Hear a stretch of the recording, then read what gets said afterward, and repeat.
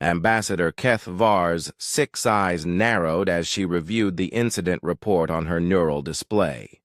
The Terran colony of New Serengeti had once again defied galactic protocol, and this time the violation was particularly egregious. They've domesticated. What? She hissed through her translator, her chitinous mandibles clicking in agitation. Gorthak juveniles, Ambassador, replied her aide, Zen. The predator species native to the third continent. The colonists apparently adopted them. Kethvars. Thorax shuddered. Gorthaks were apex predators, massive pack-hunting beasts with bone-crushing jaws and the intelligence of a young sentient. They were classified as a Class 7 threat species by the Galactic Wildlife Preservation Council. The very thought of approaching one voluntarily was enough to trigger every survival instinct in her arthropod nervous system. "Prepare my shuttle," she commanded. "I'm going down there personally." The human settlement sprawled across the golden grasslands like a living organism. Unlike the sterile geometric colonies of other species, New Serengeti seemed to grow organically from the landscape itself. Solar collectors mimicked the broad leaves of native trees, and the buildings curved like natural rock formations. As Kethvar's shuttle touched down, she immediately noticed the sounds. Not the orderly hum of machinery or the structured communications of a proper colony, but something far more chaotic: laughter, the barking of various creatures, and underlying it all, a series of low, rumbling calls that made her exoskeleton itch with primal fear. Gorthaks. Colonial Administrator Sarah Chen greeted her at the landing pad, flanked by 2 beings that shouldn't exist. The creatures stood nearly as tall as Chen herself, their massive heads reaching the human's shoulder. Dark spotted fur covered powerful bodies built for pursuit and violence. Their eyes, intelligent, calculating, tracked Kethvar's every movement. "Ambassador Kethvar, welcome to New Serengeti," Chen said warmly, apparently oblivious to the death machines at her sides. "I'd like you to meet Patches and Scruff." One of the Gorthaks, Patches presumably, made a sound that was part purr, part rumble. The other dropped into what could only be described as a playbow, tail wagging like some oversized domestic pet. Kethvar's threat assessment system screamed danger, but the readings made no sense. The creatures showed no signs of aggression, no hunting postures, no territorial displays. If anything, they seemed happy. "Administrator Chen," Kethvar began carefully, "the Galactic Wildlife Preservation Council has strict protocols regarding contact with Class 7 predator species. These creatures should be avoided at all costs." Chen laughed, actually laughed, while casually scratching behind one Gorthak's ear. "Oh, you mean back when we thought they were solitary ambush predators? Yeah, we figured that out pretty quick. Turns out the xenobiologist who classified them never stuck around long enough to observe their actual behavior." She gestured toward the settlement. "Come on, I'll show you how wrong we all were."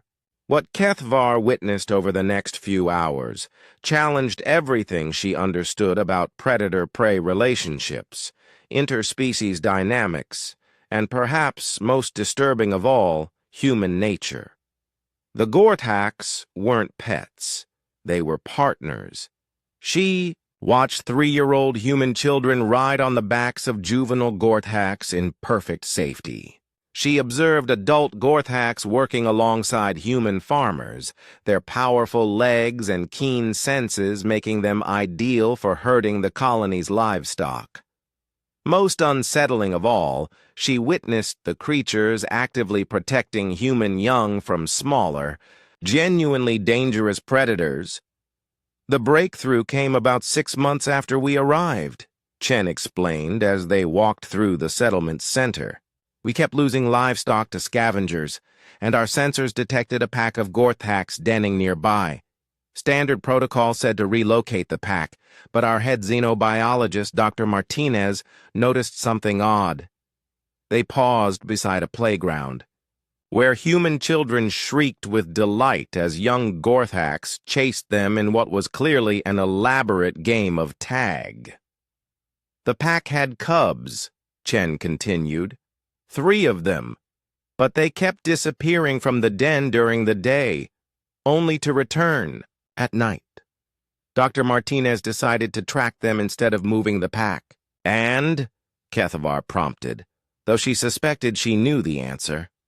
Found them here, in our camp, playing with our kids, sleeping in the sun, begging for food scraps.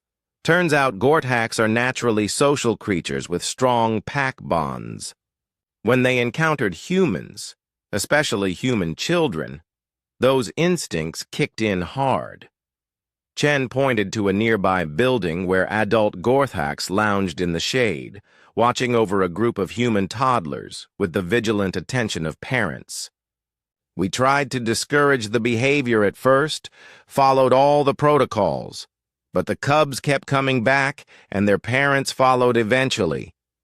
When we realized the cubs saw our children as pack siblings and the adults saw us as, well, as family, we had a choice to make. This is unprecedented, Kethavar muttered, watching a massive Gorthak matriarch gently carry a human infant in her jaws. No species in galactic history has successfully integrated with a Class 7 predator. That's because no species in galactic history is quite like humans, Chen replied.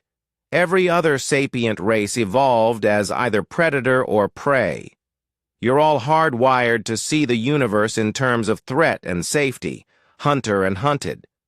But humans, we're persistence hunters who also cared for orphaned young of other species. We're pack predators who formed symbiotic relationships with other pack predators tens of thousands of years ago. She gestured toward a group of colonists and Gorthaks working together to construct a new building, their cooperation seamless and natural. Back on Earth, we turned wolves into dogs, wild cats into companions, and prey animals into partners. We don't see other species as just threats or resources. We see potential family. That evening, as Kethavar prepared her report, she watched the settlement settle into its nightly routine. Human children cuddled with Gorthak cubs in front of fires. Adult Gorthaks patrolled the perimeter alongside human security teams. The pack and the colony had become one community. Her report would shake the Galactic Council. The implications were staggering. If humans could form symbiotic relationships with Class 7 predators, what other impossible partnerships might they forge? What other rigid classifications and protocols might they casually overturn through the simple act of extending their pack bonds to another species? As her shuttle lifted off the next morning, Kethavar looked down at New Serengeti one last time. In the distance, she could see human children racing across the grasslands on Gorthak back. Their laughter carried on the wind. The universe, she realized, was about to become a much more interesting place.